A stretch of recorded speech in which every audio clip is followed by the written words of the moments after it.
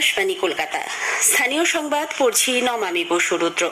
প্রথমে বিশেষ খবর।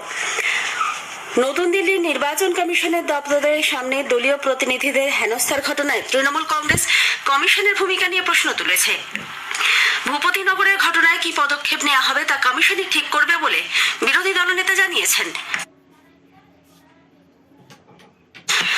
ভূপতিনগরে বিজেপি নেতার গ্রেপ্তারি নিয়ে কলকাতা হাইকোর্ট ক্ষোভ ব্যক্ত করেছে। রাজ্যে প্রথম পর্যায়ে ভোটের চূড়ান্ত প্রস্তুতি এবং আইন শৃঙ্খলা পরিস্থিতি সরেজমিনে খতিয়ে দেখতে আজ বিশেষ পুলিশ পর্যবেক্ষক উত্তরবঙ্গ যাচ্ছেন। বামফ্রন্টের শরিক ফরওয়ার্ড ব্লক এবারে লোকসভা নির্বাচনে এই রাজ্যে মোট 3 আসনে প্রার্থী দিচ্ছে। ঈদ উপলক্ষে মৈত্রী ও খুলনা বন্ধন এক্সপ্রেস সাময়িকভাবে বাতিল করা হয়েছে। আসি বিস্তারিত খবরে।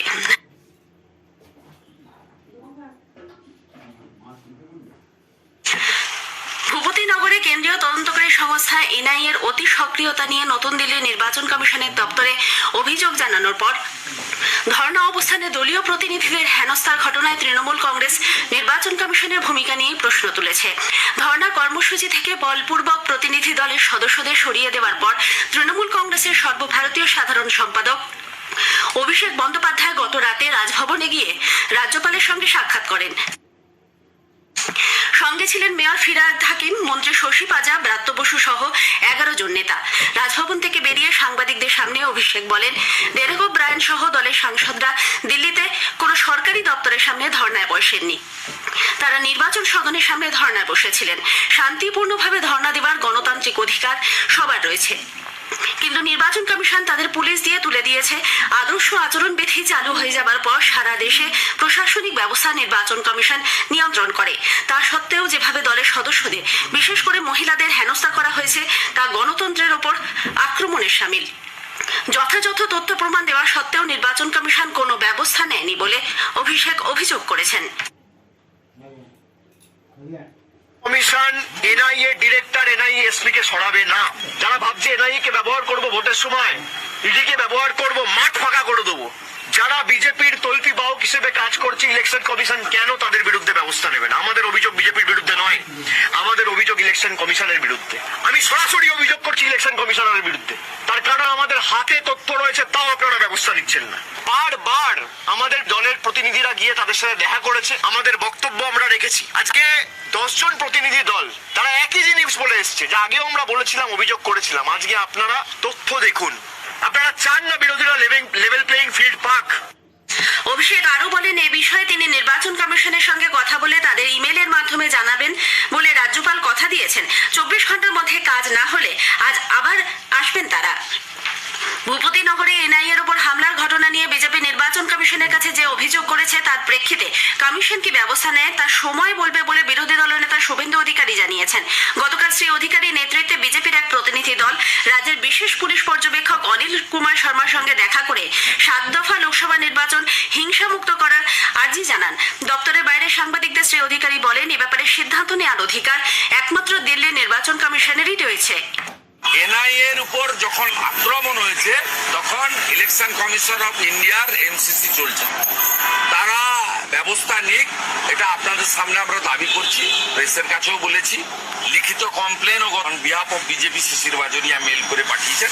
নতুন করে কোনো বিষয় না, ইসিআই দিল্লি থেকে ডিসিশন নিতে হবে।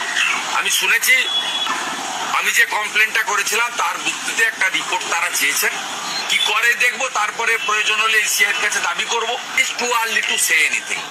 রিপোর্টটা যেতে দেন, ইসিআই কে রিয়াক্ট করতে দেন। পূর্ব মেদিনীপুরের ভূপতিনগরের এক বিজেপি নেতার গ্রেপ্তারের ঘটনায় পুলিশের রিপোর্টে ক্ষুব্ধ কলকাতা হাইকোর্ট। তপন মিদ্যা নামে ওই বিজেপি নেতার আইনজীবীর অভিযোগ, তার মক্কেলের বিরুদ্ধে গত 3 বছরে 26টি ফৌজদারি মামলা রুজু করে পুলিশ, 15টি চার্জশিটও জমা করে। তার বিরুদ্ধে কোনো এফআইআর না থাকলেও তাকে গ্রেপ্তার করেছে পুলিশ। এ নিয়ে হাইকোর্টের দ্বারস্থ হন ওই বিজেপি নেতা। এ ব্যাপারে আদালতের নির্দেশে গতকাল রিপোর্ট জমা দেয় ভূপতিনগর থানা। রিপোর্টে পুলিশ জানায়, ওই অভিযুক্তকে আদালত রক্ষা কবচ দিলে তিনি আসন্ন নির্বাচন বানচালের চেষ্টা করতে পারেন। সেই রিপোর্ট দেখে ক্ষুব্ধ হন বিচারপতি জয় সেনগুপ্ত। 24 ঘন্টার মধ্যে রিপোর্টে ব্যাখ্যা দেওয়ার জন্য ভূপতিনগর থানার ওসিকে নির্দেশ দিয়েছে আদালত। রাজ্যের 5 থানা ছাড়া আর কোথায় কোথায় রেশন দুর্নীতির মামলা রয়েছে তা কলকাতা হাইকোর্ট জানতে চেয়েছে। গতকাল বিচারপতি জয় সেনগুপ্তর এজলাসে এই মামলার শুনানি ছিল। বিচারপতি জানান 5 থানায় দায়ের হওয়া 6টি মামলা সিবিআইকে হস্তান্তরের আবেদন জানিয়েছে ইডি। সেই তালিকার বাইরে আর কোনো মামলা আছে কিনা সেই তথ্য পেতেই রাজ্যের কাছে রিপোর্ট তলব করা হয়েছে। এদিকে রেশন দুর্নীতি মামলায় ধৃত শেখ শাহজাহানের স্ত্রী তসলিমা বিবিকে গতকাল সিজিও কমপ্লেক্সে ইডি আধিকারিকরা সকাল থেকে রাত 9টা পর্যন্ত জেরা করেন। মূলত সম্পত্তি সংক্রান্ত বিষয়ে তাকে জিজ্ঞাসাবাদের জন্য তলব করা হয়েছিল। অন্যদিকে শেখ শাহজাহানের রাজ্যে স্বাস্থ্য পরীক্ষা করা হবে। আদালতের নির্দেশে একদিন অন্তর তার জোকার ইএসআই হাসপাতালে শারীরিক পরীক্ষা নিরীক্ষা করানো হচ্ছে। স্থানীয় সংবাদ শুনছেন আকাশবাণী কলকাতা কেন্দ্র থেকে। এখন বিজ্ঞাপন, এরপর রয়েছে আরো খবর। আপনি কি শুনেছেন? অবশেষে আমাদের মাথার উপর ছাদ তৈরির স্বপ্ন সার্থক হতে চলেছে। তৃণমূল কংগ্রেসের সর্বভারতীয় সাধারণ সম্পাদক শ্রী অভিষেক বন্দ্যোপাধ্যায় বলেছেন, বাংলা বিরোধীদের এই লড়াইয়ে তৃণমূলের হাত যদি আপনারা শক্তিশালী করেন, কারোর কাছে হাত পাততে হবে না। আগামী 6 মাসের মধ্যে আপনাদের বাড়ির টাকার ব্যবস্থা মমতা বন্দ্যোপাধ্যায় করে প্রথম ইনস্টলমেন্টটা 31 ডিসেম্বরের মধ্যে আপনাদের অ্যাকাউন্টে চলে যাবে।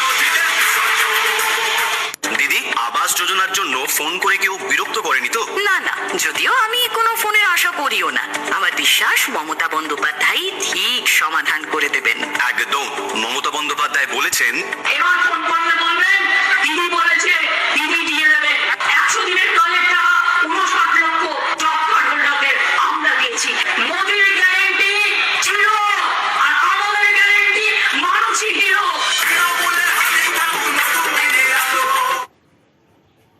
ফিরে আসি স্থানীয় সংবাদে।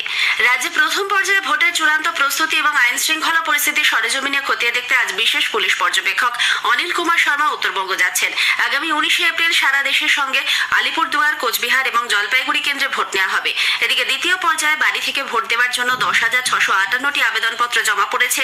এই পর্বে ভোট গ্রহণ হবে দার্জিলিং, রায়গঞ্জ এবং বালুরঘাট আসনে। নির্বাচন কমিশন রাজনৈতিক দল ও প্রার্থীদের ডামি বা নকল ব্যালট ব্যবহার করে ভোটারদের ভোটদানে শিক্ষিত করতে ছাড়পত্র দিয়েছে।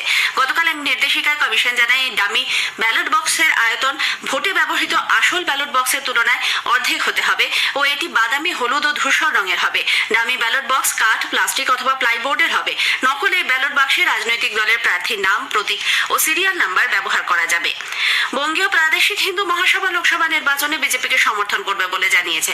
কলকাতা প্রেস ক্লাবে গতকাল এক সাংবাদিক বৈঠকে সংগঠনের সম্পাদক অনন্ত সিংহ রায় জানান, লোকসভা নির্বাচনে বিজেপি ক্ষমতায় আসবে এবং বাংলায় বেশি সংখ্যক আসনে জয়ী হবে সে বিষয়ে সংগঠন আশাবাদী। তিনি বলেন, হিন্দু মহাসভার নাম করে কিছু স্বঘোষিত ব্যক্তি বিজেপির বিরুদ্ধাচারণ করছে এবং প্রকারান্তরে তৃণমূল কংগ্রেসকে সমর্থন করছে বলে তাঁর অভিযোগ। বামফ্রন্টের শরিক ফরওয়ার্ড ব্লক এবারে লোকসভা নির্বাচনে এই রাজ্যে মোট 3টি আসনে প্রার্থী দিচ্ছে। দলের বাংলা কমিটির সম্পাদক নরেন চট্টোপাধ্যায় গতকাল কলকাতায় এক সাংবাদিক বৈঠকে জানান, পুরুলিয়ায় ধীরেন মাহাতো, কোচবিহারে নীতিশ রায় এবং বারাসাতে প্রবীর ঘোষ ফরওয়ার্ড ব্লকের প্রার্থী হিসেবে নির্বাচনে প্রতিদ্বন্দ্বিতা করবেন। তিনি বলেন, কোচবিহার ও বারাসাতের প্রার্থীর ক্ষেত্রে বামফ্রন্টের তরফে সিদ্ধান্ত হলেও দলের নিজস্ব সিদ্ধান্ত অনুসারে পুরুলিয়া প্রার্থী দেওয়া হচ্ছে। বৃহত্তর বাম ঐক্যের সমন্বয়ে তারা নির্বাচনে লড়তে চান। এ কথা উল্লেখ করে নরেনবাবু কোচবিহারে কংগ্রেসের এবং বারাসাতে আইএসএফ এর প্রার্থী দেওয়ার ঘটনায় সমালোচনা করেন। উত্তর 24 পরগনার গাইঘাটের মতুয়া ধর্মমেলা চলাকালীন মমতা বালা এবং শান্তনু ঠাকুরের দ্বন্দ্বের মধ্যে লস্করি তৈবা জঙ্গি গোষ্ঠীর নাম করে কেন্দ্রীয় মন্ত্রীর কাছে হুমকি চিঠি এসেছে। বাংলায় টাইপ করা ওই চিঠিতে শান্তনু ঠাকুরের পরিবারের প্রাণনাশের পাশাপাশি এনআরসি চালু করলে হরিচাঁদ গুরুচাঁদ ঠাকুরের মন্দির উড়িয়ে দেওয়ার কথা বলা হয়েছে। দেগঙ্গার একটি ঠিকানা থেকে চিঠিটি পাঠানো হয়েছে বলে জানা গেছে। শান্তনু ঠাকুর জানান, গোটা বিষয়টি কেন্দ্রীয় সরকারকে জানানো হবে। এদিকে বীণাপানি দেবীর ঘর দখলকে কেন্দ্র করে গতকালও দফায় দফায় ঠাকুরবাড়ি চত্বর উত্তপ্ত হয়ে ওঠে। ঈদ উপলক্ষে ভারত ও বাংলাদেশের মধ্যে চলাচলকারী 2টি ট্রেন মৈত্রী এক্সপ্রেস ও খুলনা বন্ধন এক্সপ্রেস সাময়িকভাবে বাতিল করা হয়েছে। কলকাতা থেকে ঢাকা এবং ঢাকা থেকে কলকাতাগামী মৈত্রী এক্সপ্রেস 17 এপ্রিল পর্যন্ত বন্ধ থাকবে, তবে 11 এপ্রিল দুদিকের এই পরিষেবা চালু থাকবে। অন্যদিকে খুলনা ও কলকাতার মধ্যে বন্ধন এক্সপ্রেস ট্রেনও 11 এপ্রিল বন্ধ থাকবে বলে পূর্ব রেল সূত্রে জানা গেছে। রেলের মুখ্য জনসংযোগ আধিকারিক কৌশিক মিত্র বলেছেন, বাংলাদেশ রেলওয়ের বিশেষ অনুরোধে ঈদ উল ফিতর সেলিব্রেশনের জন্য কলকাতা ঢাকা মৈত্রী এক্সপ্রেস এপ্রিল মাসের 10 তারিখ, 12 তারিখ, 13 তারিখ, 15 তারিখ, 16 তারিখ এবং 17 তারিখ বন্ধ থাকছে। তেমনি ঢাকা থেকে কলকাতা মৈত্রী এক্সপ্রেস এপ্রিল মাসের 10 তারিখ, 12 তারিখ, 13 তারিখ, 14 তারিখ, 16 তারিখ এবং 17 তারিখ বন্ধ থাকছে। কলকাতা খুলনা যে ট্রেনটি চলে সেটি কলকাতা থেকে খুলনা যেদিনকে আসে সেদিনকেই আবার খুলনার দিকে ব্যাক করে যায়। সেই ট্রেনটিও 11 তারিখ বন্ধ থাকছে। দেশে সোনা ও রূপার দাম সর্বকালীন সর্বোচ্চ স্তরে পৌঁছেছে। আজ কলকাতায় 24 ক্যারেট সোনার বিনিময় মূল্য দাঁড়িয়েছে প্রতি 10 গ্রামে 73,410 টাকা, যা এক সর্বকালীন রেকর্ড। রূপোর বিনিময় মূল্য প্রতি কেজিতে হয়েছে 84,600 টাকা। বর্তমান ভূ রাজনৈতিক অস্থিরতার প্রেক্ষাপট এবং আন্তর্জাতিক কেন্দ্রীয় ব্যাংকগুলির ক্রমাগত সোনা কেনার ফলে এই মূল্য বৃদ্ধি বলে মনে করা হচ্ছে। স্থানীয় সংবাদ শেষ হলো।